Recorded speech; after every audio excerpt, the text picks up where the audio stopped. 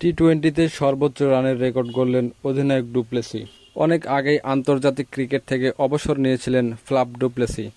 এখন বিভিন্ন দেশের টি-টোয়েন্টি লিগে নিয়মিত খেলছেন। বেশ অভিজ্ঞ হওয়ার কারণে অনেক ফ্র্যাঞ্চাইজি টুর্নামেন্টেই অধিনায়ক হিসেবে দেখা যায় ডুপ্লেসিকে।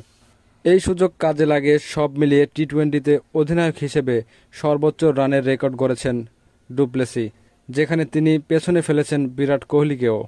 বর্তমানে যুক্তরাষ্ট্রের মেজর ক্রিকেট লিগের টেক্সাস সুপার কিংসের হয়ে খেলছেন ডুপ্লেসি।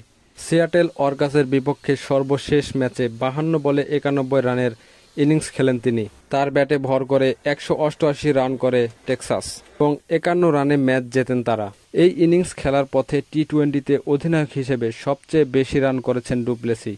এতদিন এই রেকর্ড ছিল কোহলির দখলে। অধিনায়ক হিসেবে 6564 রান করেছেন তিনি। বর্তমানে তাকে পেছনে ফেলেছেন ডুপ্লেসি। সাবেক এই অধিনায়কের বর্তমান রান 6575। বর্তমানে এই তালিকায় 3 নম্বরে রয়েছেন জেমস ভিন্স। অধিনায়ক হিসেবে টি-টোয়েন্টিতে তার মোট রান 6358।